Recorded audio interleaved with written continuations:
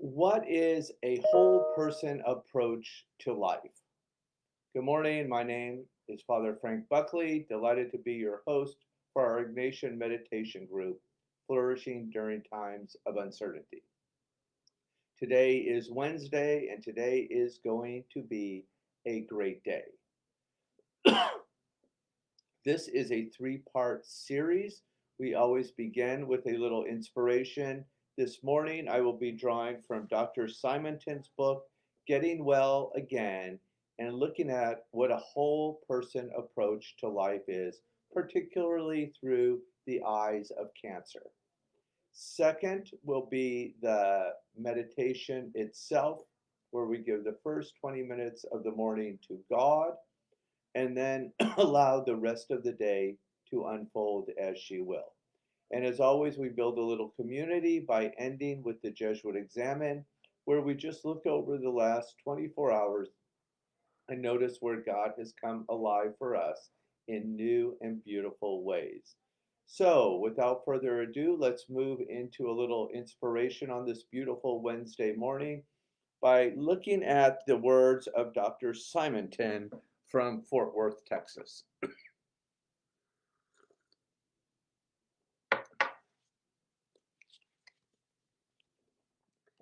A whole person approach to cancer treatment. Because cancer is such a dread disease, the minute people know someone has cancer, it often becomes the person's defining characteristic. The individual may play numerous other roles, parent, boss, lover, and have numerous valuable personal characteristics, intelligence, charm, a sense of humor. But from that moment on, he or she is a cancer patient. The person's full human identity is lost to his or her cancer identity.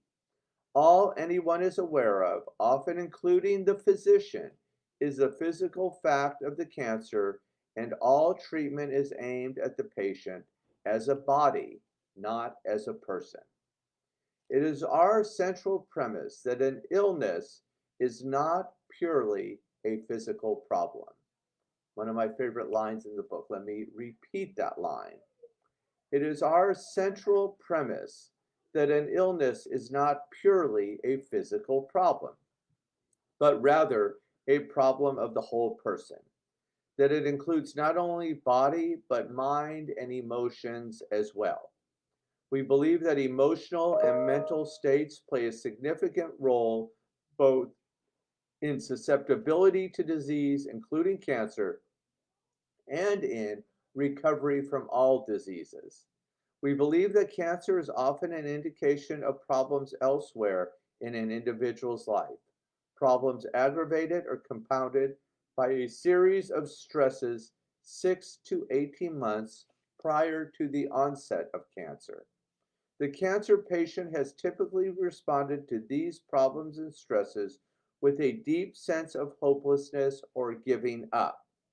This emotional response, we believe, in turn, triggers a set of physiological responses that suppress the body's natural defenses and make it susceptible to producing abnormal cells.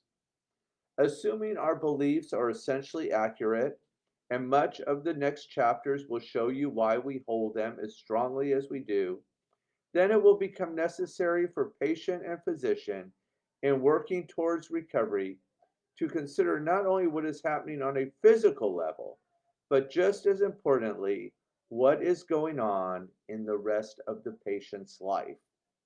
If the total integrated system of mind, body, and emotions, which constitutes the whole person, is not working in the direction of health, then purely physical intervention may not succeed. An effective treatment program then will deal with the total human being and not focus on the disease alone. For that would be like trying to treat a yellow fever epidemic with sulfa alone, without also draining the ditches in which the sickness bearing mosquitoes breed. Thank you, Dr. Carl Simonton. What a beautiful way to start our morning. Dr. Nadine Burke, our Surgeon General of California, has written a beautiful book called The Deepest Well on trauma. And she says if a kid comes in with uh, with diarrhea, we can treat that with medication, and we can treat one kid after another the same way. And she said, but that alone is not going to do it. We have to ask the bigger question when all those kids are drinking from a well. She says, let's ask the question, what's in the damn well? So, one of the ways that we treat the whole person is through a contemplative practice. We go within or we go without. And we know meditation, contemplation, a relationship with God not only helps boost the immune system, but gives our life depth and breadth and meaning. So, on that note, let's jump into it. I invite you to take your shoes off, get comfortable while I lower the lights.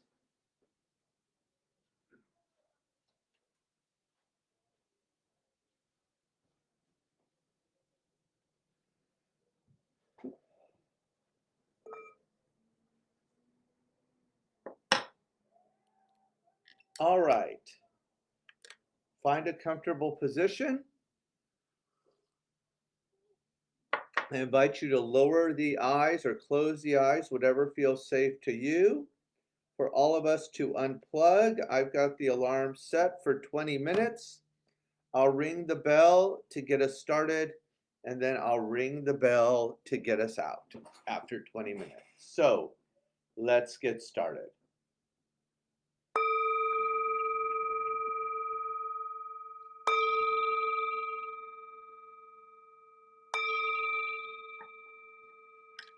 Listen, listen. The sound of this beautiful bell returns us to our body, to our true home. As always, we begin in the middle of a pandemic. We all need a little grounding, and we get grounded through diaphragmatic breathing. Simply breathing deeply as possible into the lower belly 3 times. In through the nose, out through the mouth. Together as a community, inhale. Open mouth, exhale. Beautiful. 2 more times. Deep inhale and exhale. Bringing fresh oxygen to the brain and the body. Last time, best effort. Inhale. Hold. Slowly exhale.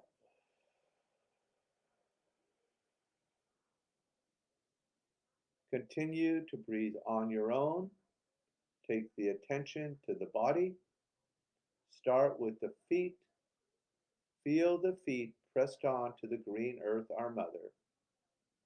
And just notice how solid she feels this morning.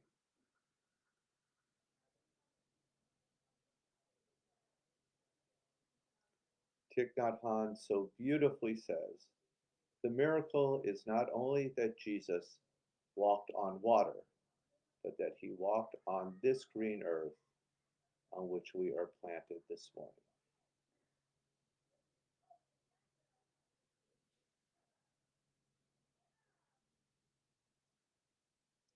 Moving up the body, we arrive at the cushion or chair, providing support. We all need support in our life. I just was reading this morning about the permanence principle that for good health, we all need one caring person in our life. So, whoever that may be for you, just lean into their support right now.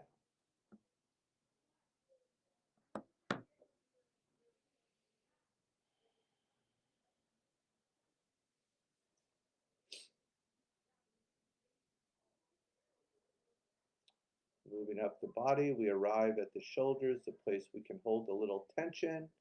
anything we've been holding on to. Step 3 of the 12-step program is all about surrender. Let go and let God.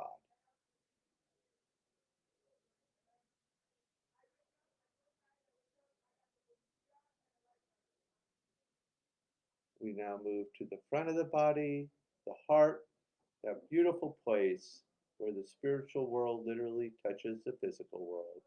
I invite you to take your hands to your heart, cultivating this practice of gratitude. We come out this morning with something in our life for which we're grateful, and just name it in one word.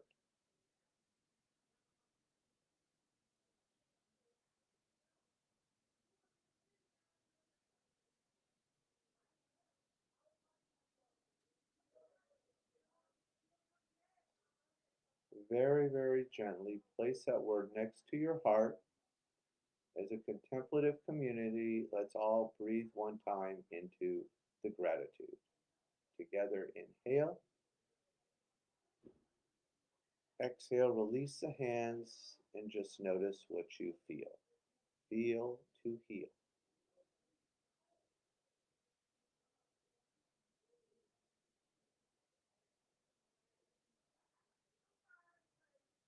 Finally, we focus on an intention for this morning. St. Ignatius invites us to ask God for what we most deeply desire, being courageous enough this morning to ask God for something great, something beautiful today.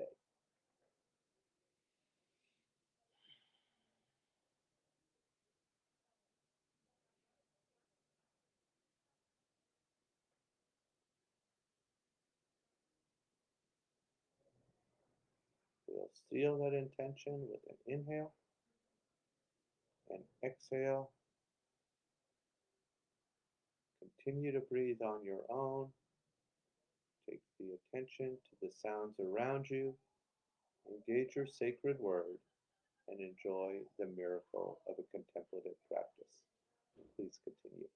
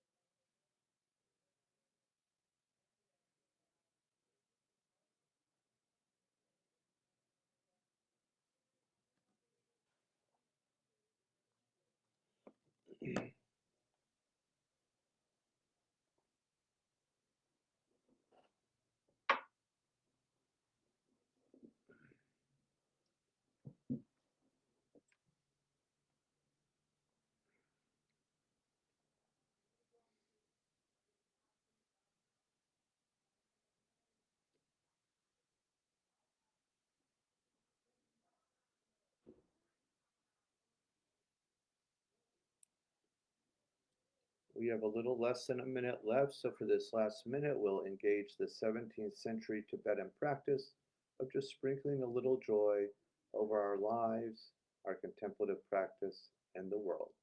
Please continue.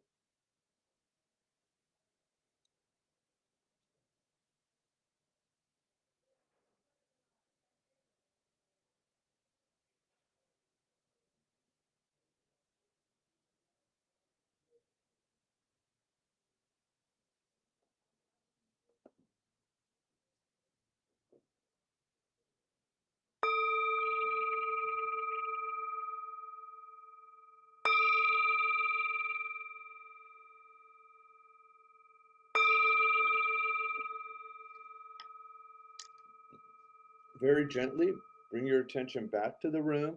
If the eyes were closed, open the eyes. Let's circle the wrists. Reverse the train. Big morning stretch. Inhale. Exhale. Shake out anything you've been holding on to. Beautiful job, everyone. We'll now move on to the third part of our program, the Jesuit Ignatian Examen, something very near and dear to St. Ignatius's own heart.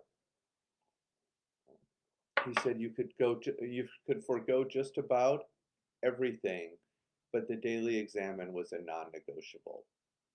So we just look over our 24 hours, and this is where we build a little community, drop something in the comment box, and we notice where God came alive for us in new and beautiful ways. So for me, most of you know I do the Flourishing and Recovery group for people living on the streets in Hollywood on Tuesday and Thursday. And yesterday morning, well, I've been doing that group for almost 6 years. A lot of people have come and gone.